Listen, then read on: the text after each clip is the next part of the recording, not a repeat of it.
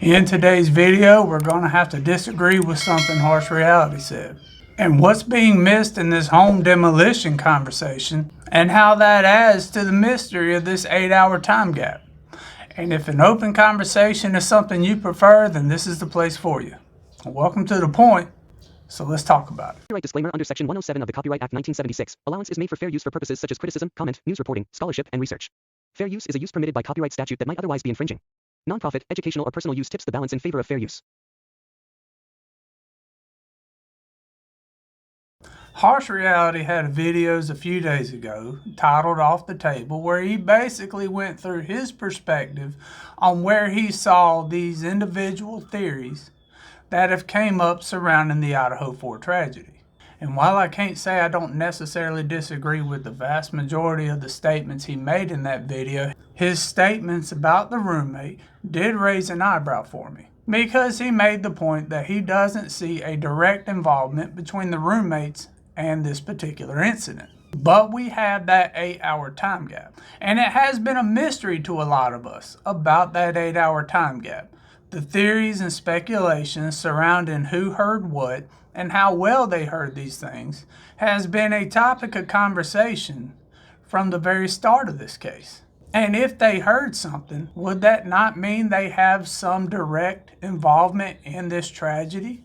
Or does that mean they are indirectly involved in this tragedy if they heard something and failed to notify authorities? Well, it isn't until you can get to this home demolition video that you can kind of put your finger on a couple things. Because one of the big questions is, how could they not hear?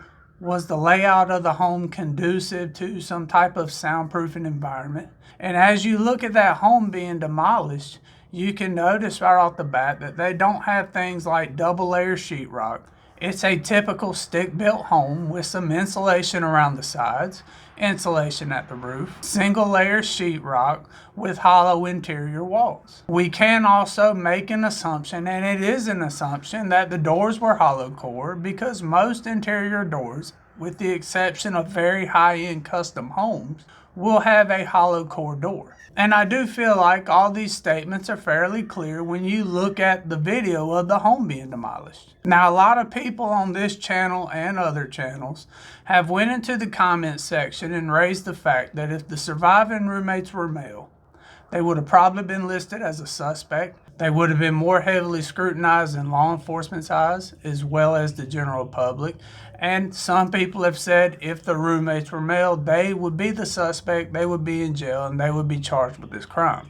But we have these roommates who are female, and some believe they are getting a pass. Now, on this particular channel, I believe Brian Kohlberger has his presumption to innocence. I personally see doubts with what information is available. And my own stance is, if we're going to have that point of view with Brian Kohlberger, we should have that point of view with these other individuals. But when you talk about the demolition of the home, some things that are noticeable in terms of Bethany Funk and her knowledge of what was going on, when you look at her room, she is surrounded by concrete walls, and those walls have insulation on them, and they have sheetrock on them. And I couldn't 100% verify it, but I thought at one point I saw insulation in the floor joist between her floor and the second floor. So would she have necessarily been able to hear anything during the time of this incident? It is a safe assumption to say that if they were both asleep and not communicating, she may very well have not heard a single thing that night. Now, the defense says that she has exculpatory evidence, and we don't know what evidence that is. But in terms of the possibility she heard all this and did nothing, we could generally say that there's a high probability she didn't hear a single thing, given the fact that she was completely surrounded by things that would heavily dampen the amount of noise she received in her room. But when you talk about the noise level of the home and the possibility of somebody hearing something versus somebody not hearing anything, it would be better to say, well, what sounds do people hear inside their home? What decibel levels are these sounds rated at? It is said that a normal conversation is around 60 decibels. So if any of y'all have ever had roommates and you were in your room and you heard a conversation of your roommates a couple rooms down or in the living room, that would be a 60 decibel conversation, typically. And I would go on to say it's not terribly uncommon in a roommate situation that you hear full conversations one of your roommates is having in a separate room in the house. But what are some other examples of things we may hear in a room? Well, how often have we been in a room or on one side of the home and heard an individual running a vacuum on the opposite side of the home? I would say that that is something pretty common, and a vacuum can run anywhere between 60 to 85 decibels. And how often have we been inside our house where the bathroom is on the opposite end of the home or in a floor above us, and we heard somebody flush the toilet? It is said the sound of a toilet flushing will run about 75 to 85 decibels. And have we all not sat on one side of our home with an air conditioner on the opposite side and heard that thing kick on? Well, that sound runs about 50 to 75 decibels. Or if somebody's in the kitchen using the garbage disposal and you happen to be in your bedroom on the opposite side of the home, have we not at times heard that garbage disposal even with our door shut? And that sound runs anywhere between 75 to 85 decibels. But what would all this have to do with that incident that night? Well, let's just lay it out in terms of perspective. I just listed several different possible sounds a lot of us have heard inside our rooms or inside our homes that have occurred on opposite ends of the home.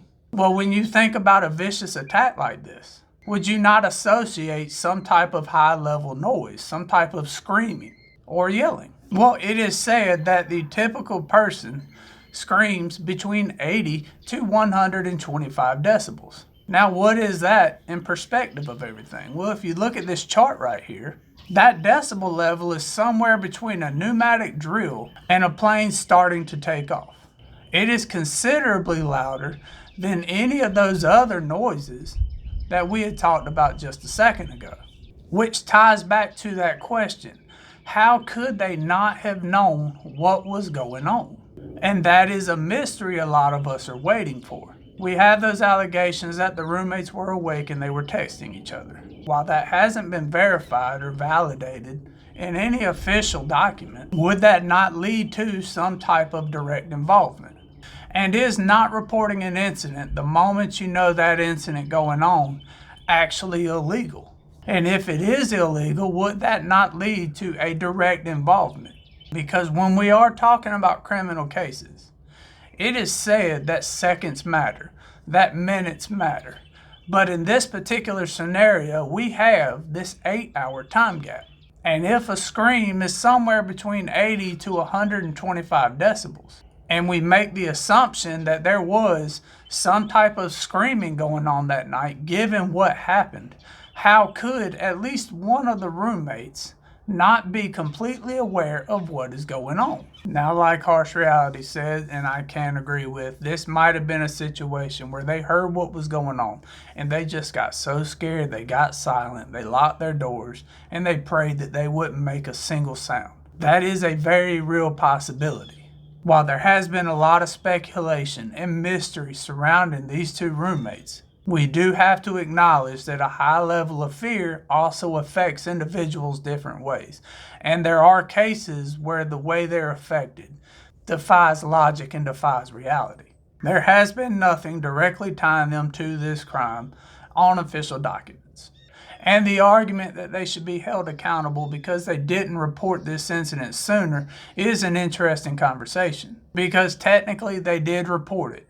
And according to the officials, they reported this incident as soon as they discovered it. Now, what they could have possibly heard or not is absolutely up for debate. And at this particular point, because the home is demolished, we may never know. But one of the big mysteries is what could they have heard? And when you look at that home being demolished, there was no unique construction that would have necessarily made it more soundproof than any other typical home in this country.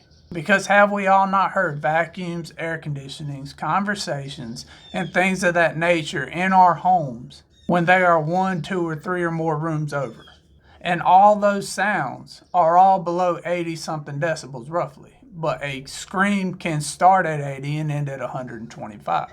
And I don't know how many of y'all are familiar with the noise that a pneumatic drill makes, but it's pretty loud.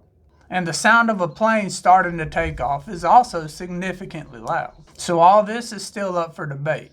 And the idea that there may be some type of direct involvement or negligence tied to these roommates, given that 8-hour time gap, will have to be something that comes up during trial, and I'm sure it will. But they do have the presumption of innocence, just like anybody else. If you see any of it differently, you can let me know down in the comments below. But when I watched that video, it was blatantly obvious that there is nothing special about the way this home was built that could necessarily lead me to believe that this home was more conducive to a sound reducing or soundproofing environment. The floors were hollow. The interior walls were absolutely hollow. The sheetrock was a single layer, and only exterior surfaces had insulation. Bethany Funk, given what I saw, has the best possibility of hearing absolutely nothing, in my own opinion. If you see any of it differently, let me know down in the comments below. But other than that, I appreciate your time. I appreciate you being here. Y'all stay safe. I'll catch you in the next one.